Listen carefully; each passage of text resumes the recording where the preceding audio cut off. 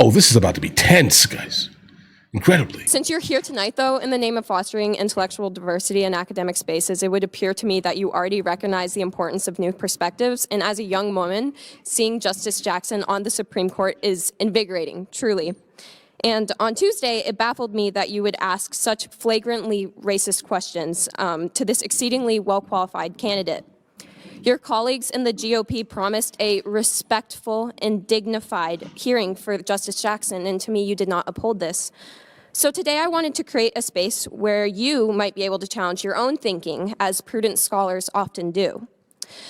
So I'm here to ask you, what are two nice comments you can give about recent nominee Justice Jackson's judicial experience, besides from she has an easy smile? Yeah, you racist. What's the comment?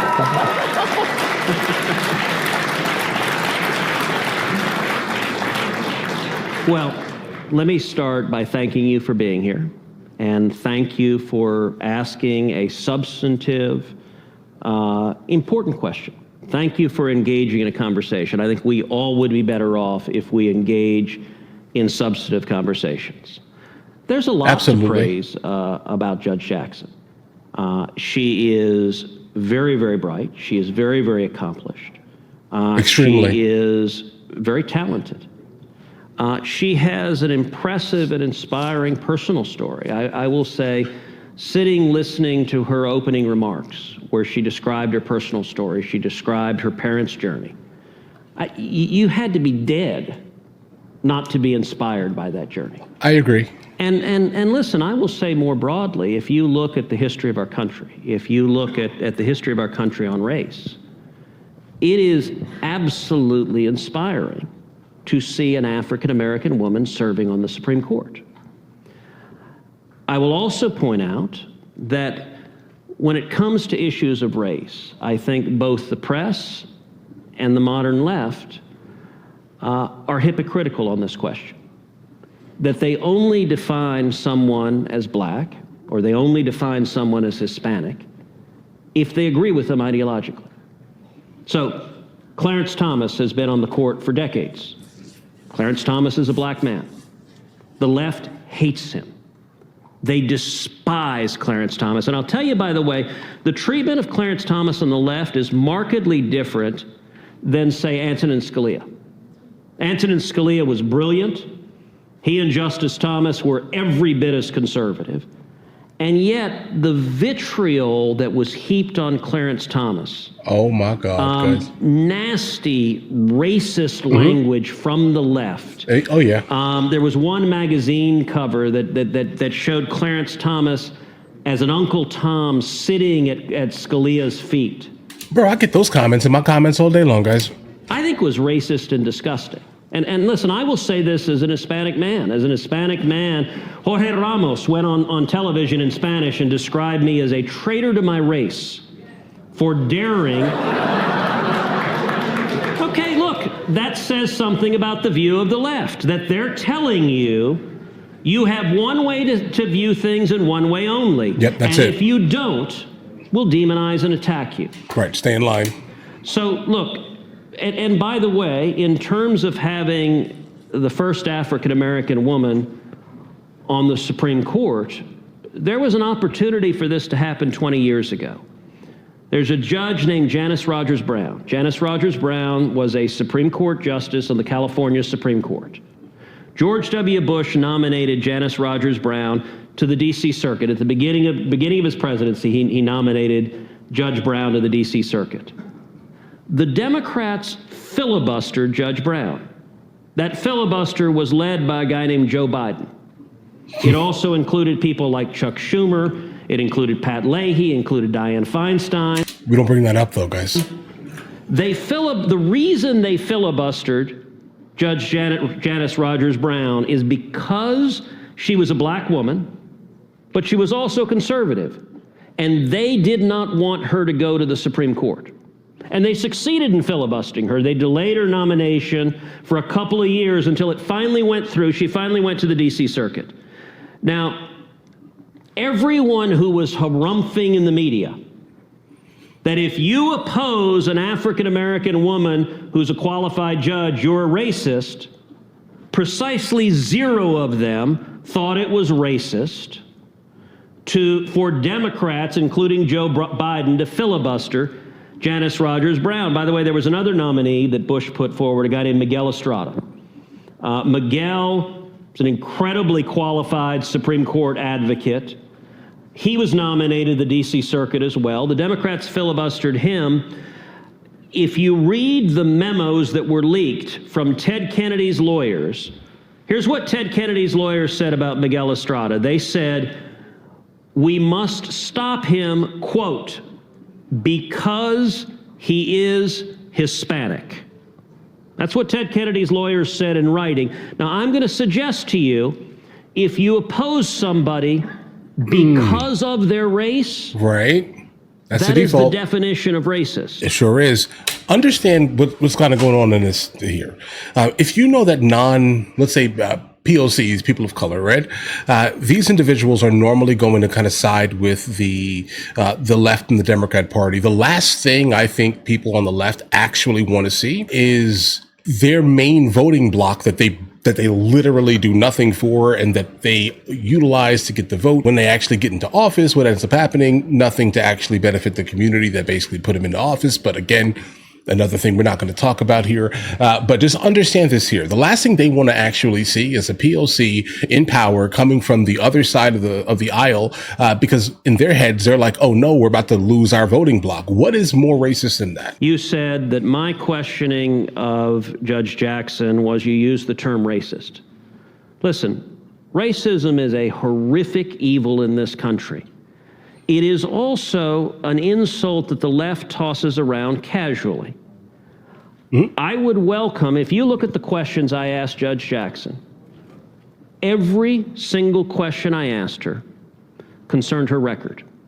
Either her record as a judge, sentencing defendants before her, or her record writing academic materials and law reviews, or her record giving speeches to law schools. The young one issue. All of that is the job of the Senate in the advice and consent process. And so respectfully, I could not disagree more deeply when you say it is racist to examine a judge based on their record.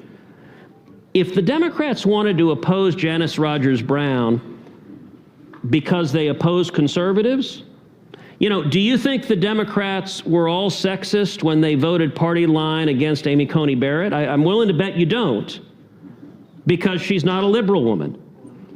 So you can't have it both ways, which is that when a Democratic nominee has a certain characteristic, anyone who opposes them is racist or sexist or what have you.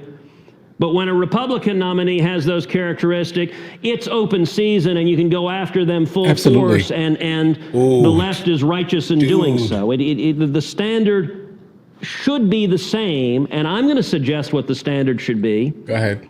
Is we should examine people based on their actual record. Like, this is not something that should surprise people at all, kind of like by any means here. Like, this should be something that you're like, hold on, guys, this is kind of something that definitely exists, has existed based off the historical references that Ted Cruz just basically put out.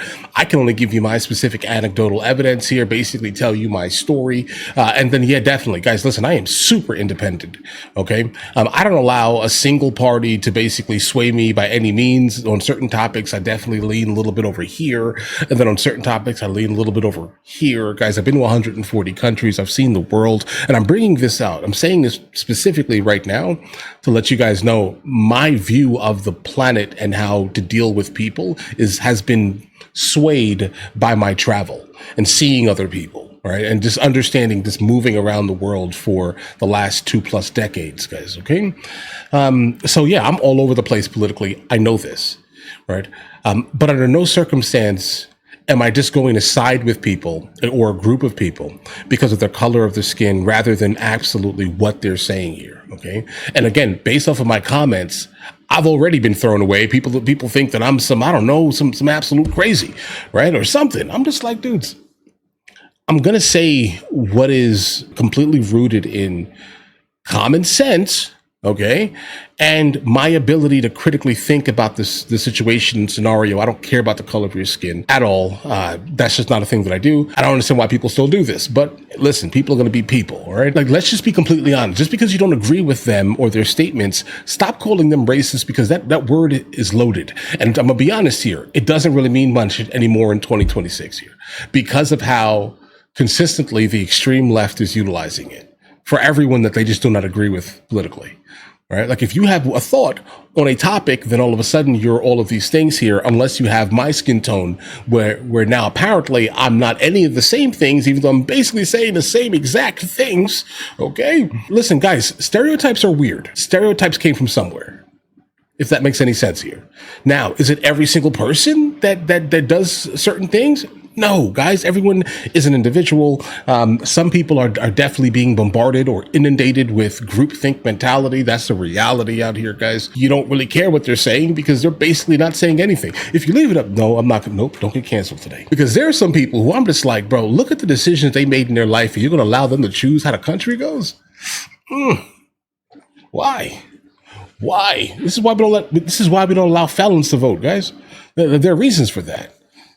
Maybe, I don't know, dudes. Like, listen, we have a problem, and the idea of being able to critically think is completely gone out of the window. Guys, when it comes down to Justice Jackson, though, I think the main gripe that people have had with her has basically been, what was it? The woman conversation. That's what it is here. I mean, I get it. I get that angle. She's a woman that doesn't know what a woman is. That's a weird one, right? But you know what? that's an incredibly weird one, to be honest here.